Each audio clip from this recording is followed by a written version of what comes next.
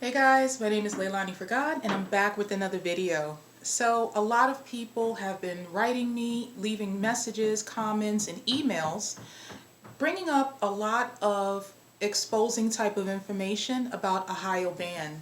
So some of them provided so much information that I'm going to be sharing in this video that I actually spoke to a few of them over the phone.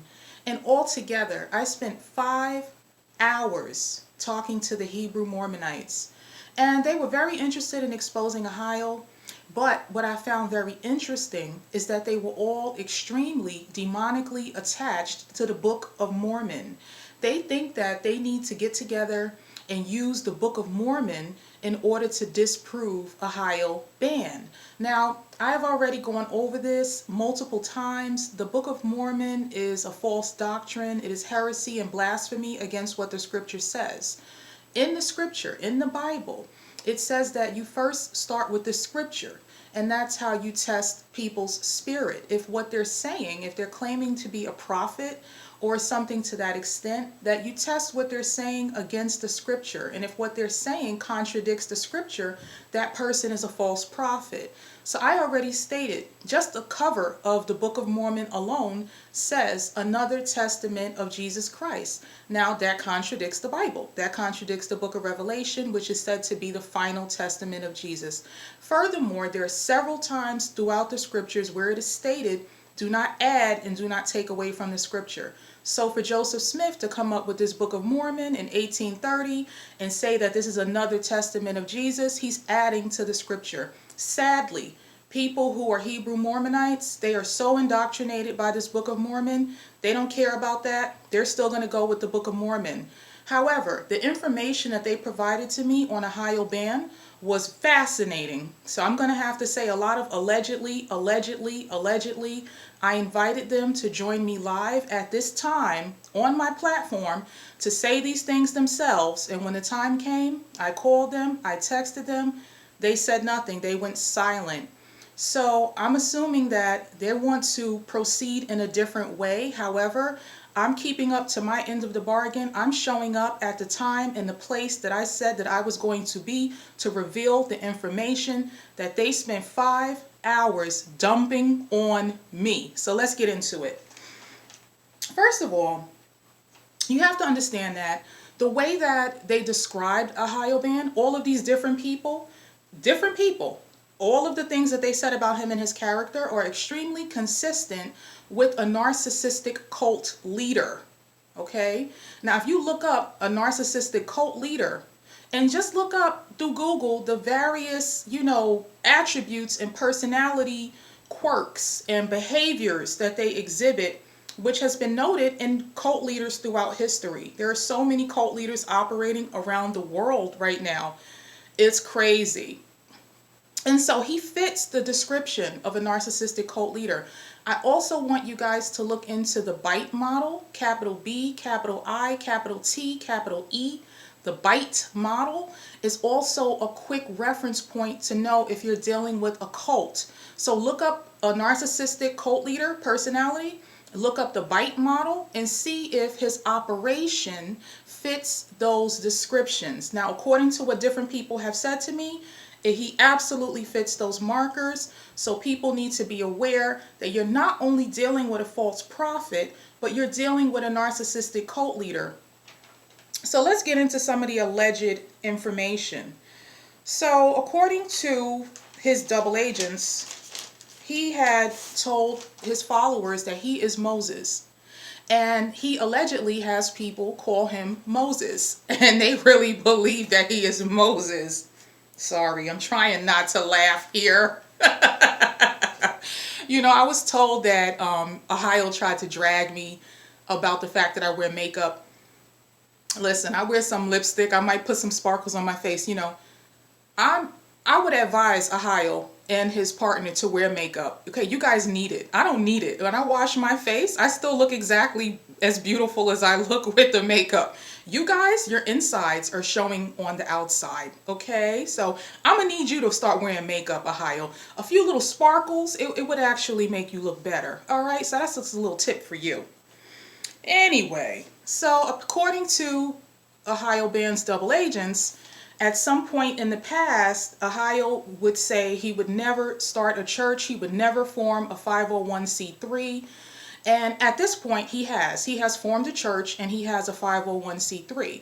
Allegedly, he also has land in Arizona where allegedly there are two people who are keeping animals and tending to the garden. And allegedly, those two people are made to sleep on the floor on pallets and mats and outside in tents, where allegedly they are constantly living in fear of coyotes because they're out in the Arizona desert.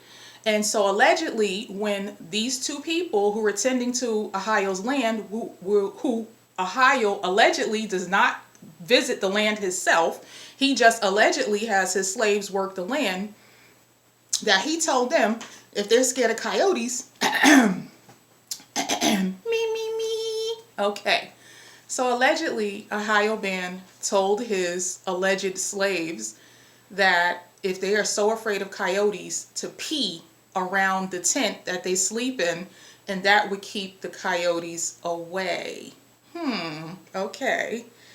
Allegedly, Ohio Band encouraged people to sell their homes, cash out their 401ks, give him all of their money, allegedly has them sign contracts that they will do whatever he says.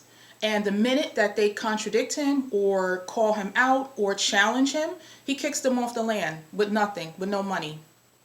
All right. And so this is very consistent with other narcissistic cult leaders. They all do this. They tell people, give up everything you have, follow me to this foreign wilderness place, and I get to keep all your money. And if you get on my nerves, I get to throw you away. That's called a narcissistic discard. Okay. All right. Now, allegedly, he runs smear campaigns against people who challenge him. So if anyone even brings up a scripture and says, well, what about this? And to contradict him, he blocks them and he excommunicates them from his community, and he makes a big public announcement putting them on blast and tells everybody there's something wrong with that person. And this is also a form of narcissistic personality disorder. It's called a smear campaign.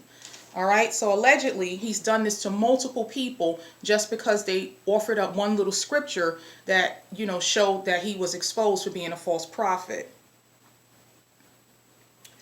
Oh, allegedly, this is the most dangerous thing of all. Allegedly, the land that he has purchased with thousands and thousands and thousands of so-called Israelites' money is that the water underneath the land is salt water. And so it's not drinkable and it's not sustainable for people to live out in the wilderness, with that being in the desert of Arizona, with that being their primary source of water.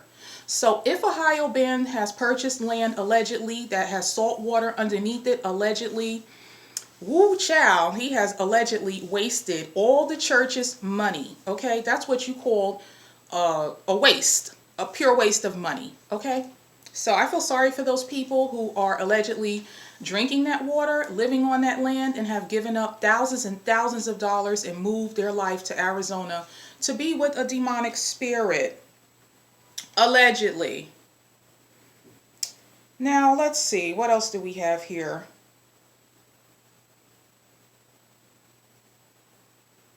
Oh, multiple Hebrew Israelites at this time, aside from Ohio Band, are encouraging people to move to Arizona. When they told me this about Ohio Band, that he literally has land there and a couple of people staying there, and he kicks people on and off as he pleases, allegedly. Okay. I thought about it and I said, wow, he's not the only one. There are 3 other Hebrew Israelites, or 4 that I can think of, that have been encouraging people to send them donations because they claim that they bought land in Arizona. So I went on YouTube and I looked up, why are people moving to Arizona? And I found a lot of videos of people who practice witchcraft. They love moving out to Arizona, especially Sedona. They say that it's a spiritual vortex and that there's a lot of UFO sightings, which is fallen angels. A lot of people who practice yoga, tarot card reading, crystal readings, all forms of witchcraft. They hover, it's like a hub for them in Arizona. All right. So I don't see where in scripture it says to follow anyone out into the wilderness or into the desert where you don't have any source of water. And there is scripture that says that, people would be gathered up too soon, or, not under the direction of God. And when they go out into the wilderness with these people, they're going to wind up starving and eating each other. So if you want to look that up in scripture, be my guest. I don't have a lot of time to go over every little detail. As I told you guys, I need to get an external hard drive, and then I'll be able to elaborate more in detail as you have asked me to do. But for now, I'm going to keep it short and to the point.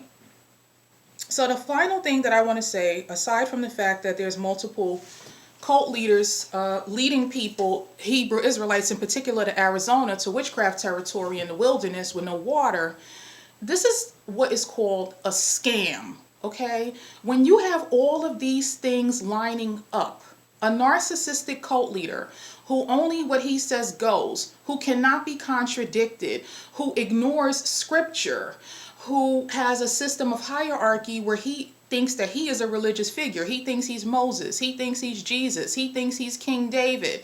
And he wants you to give him thousands and thousands and thousands of dollars.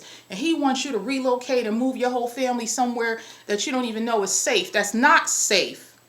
That's not properly set up for you to have a long-term sustainability. This is what you call a scam, okay? Allegedly.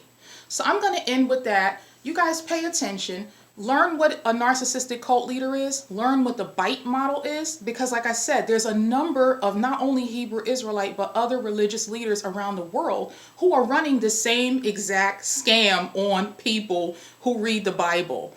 So educate yourselves, be aware, and let me know what you think down in the comment sections below.